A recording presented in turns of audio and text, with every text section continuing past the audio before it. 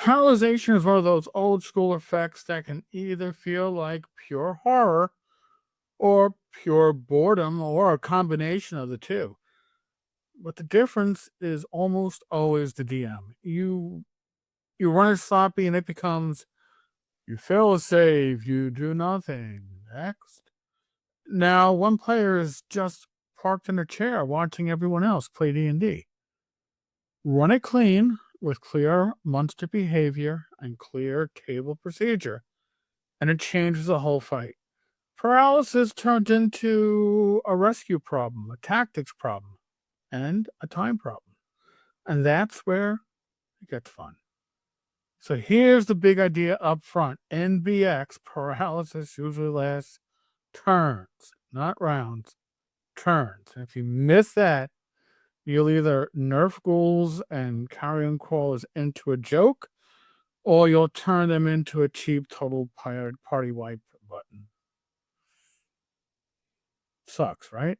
So let's lock down what it is, how long it lasts, what the paralyzed character can do, what the monsters do next, and what happens if everybody simply locks up, how PCs can protect themselves, and how to keep it tense instead of miserable. So, what does paralysis mean in BX, and by extension, many other OSR games? In plain English, you're frozen. You can't move, you can't fight, you can't cast. You're basically a statue that can still breathe. Mechanically, it's usually a save and throw versus paralysis. You get tagged, you roll, and if you fail, the timer starts. Now, here's the part where most people don't feel it until it happens at the table. In BX, a combat round is 10 seconds. A dungeon turn is 60 minutes. If you're coming from AD&D 1A, that's a huge change, right? Combat rounds are a minute. So when a ghoul or carrion crawler nails you for 2d4 turns, that's 20 to 80 minutes in real play. That usually means you're helpless for the entire fight and then some.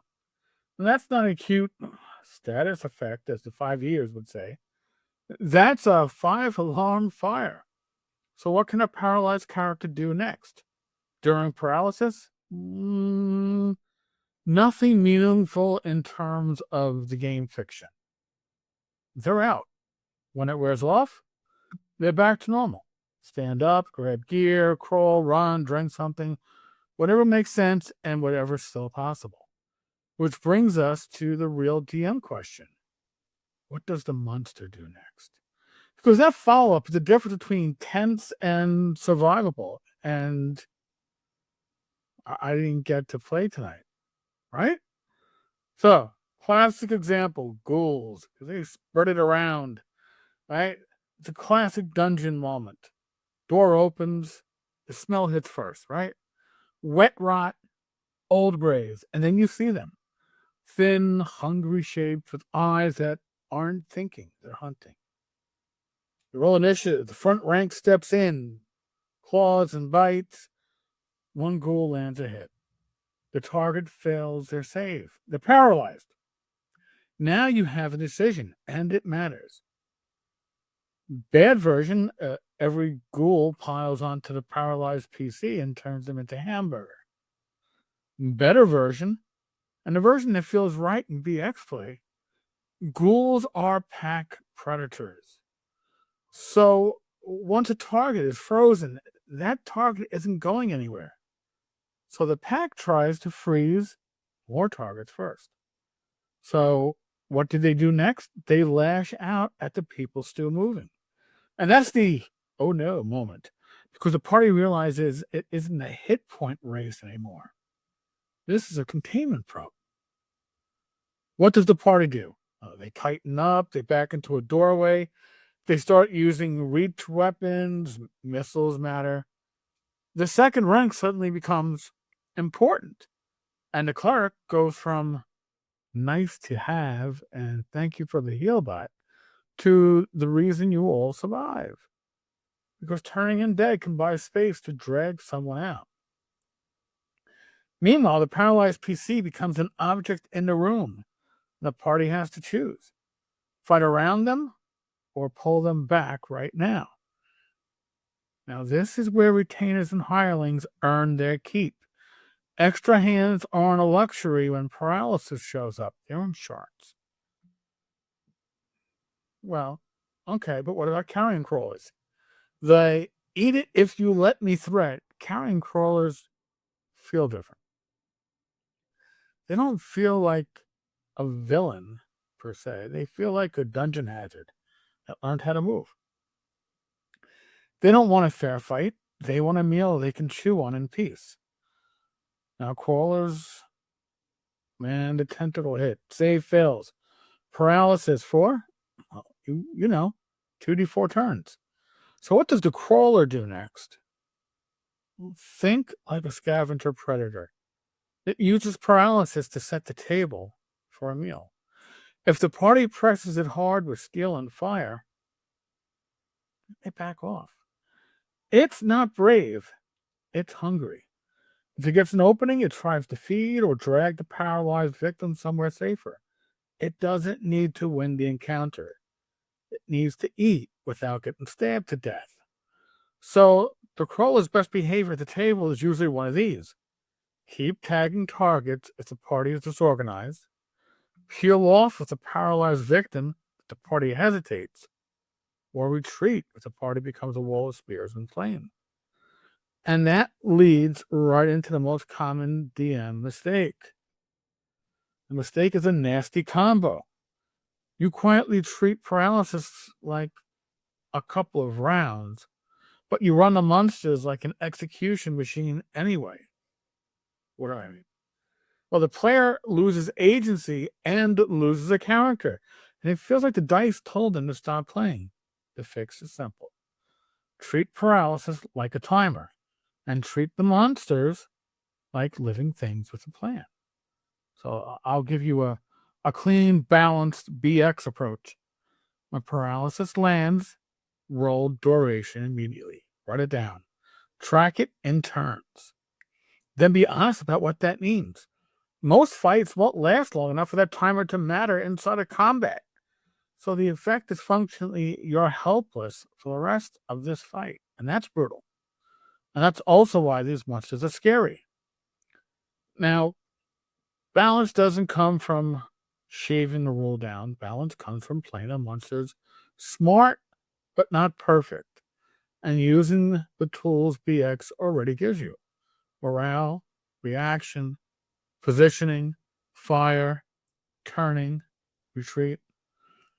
Ghouls spread paralysis early, start feeding when they're clearly winning or when the party breaks.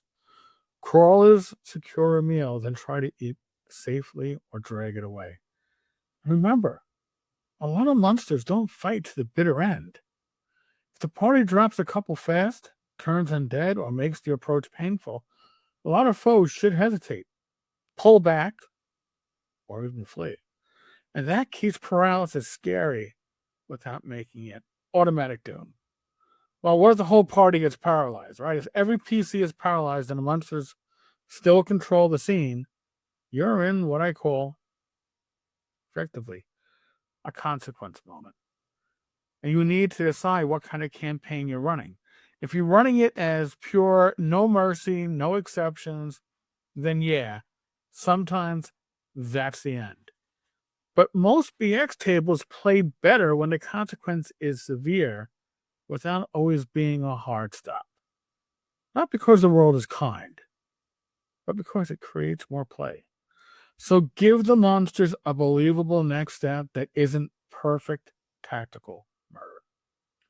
Ghouls feed, but feeding takes time. Crawlers drag a body because it's safer than staying in the open corridor, surrounded by armed statues that might wake up. So the lost state becomes something like someone gets mauled before help arrives, someone gets dragged to a side chamber, the party wakes up stripped of torches and rations, the party wakes up behind a stuck door, or something else interrupts before the monsters get a clean finish. If you want a dead simple tool you can use tonight. Do the following. If the whole party is paralyzed and the monsters are in control, roll 1d6. On a 1 or a 2, the monsters feed immediately. One character takes the worst of it before anyone wakes. I'm sorry. 3 to 4, one character is dragged to a lair side room. The rest are left where they fell. 5, gear gets looted. Food, light, obvious valuables, and the monsters withdrawn nearby. 6, something interrupts. Another threat, a patrol, a reaction shift, a cave in, whatever fits the dungeon and the general situation. See, that keeps it terrifying, but not always campaign ending. Now, how can PCs protect themselves against paralysis? Well, first, protection isn't magical. It's tactical. Don't give these monsters free contact. Missiles matter. Spears matter. Doorways matter. Light matters. Second, protection is information. As a DM, you gotta telegraph the danger. If the party knows ghouls are down here, they can plan around it. If they get ambushed by gotcha paralysis with no warning, that's when it feels cheap. So, show signs. Old claw marks, half-eaten vermin, a corpse in a weird frozen pose, the stink of rot, anything that says something here stops bodies cold. Third protection is party discipline. Loose front lines get punished by ghouls. Isolated targets get punished by crawlers. Tight marching order, a second rank ready to pull somebody back, and a plan for if somebody drops. The fourth protection is the cleric kit. Turning undead is the one big get versus ghouls. One good turn can literally turn a wipe into a retreat with everyone alive. And fifth protection is extra bodies.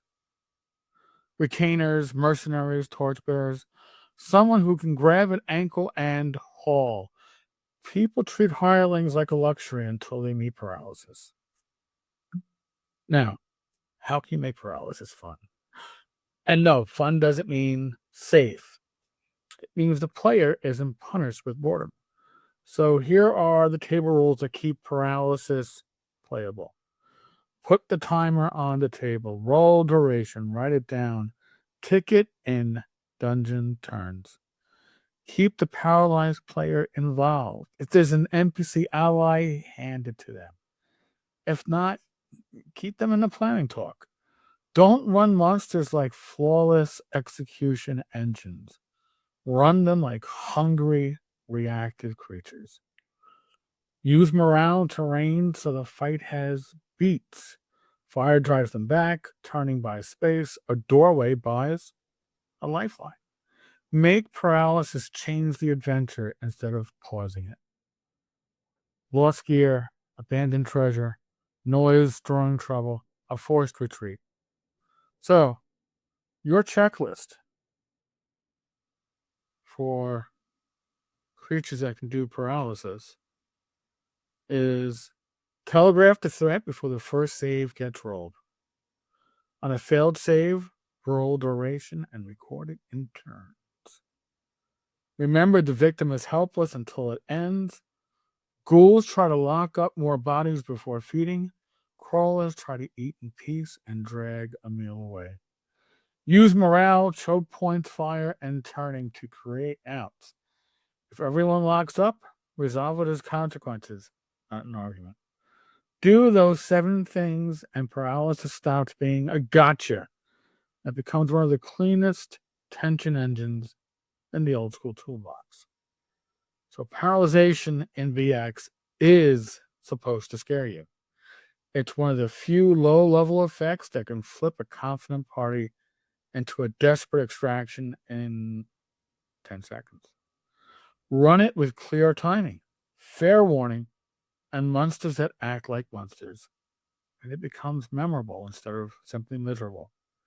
If this helped, hit subscribe. Thank you, and God bless.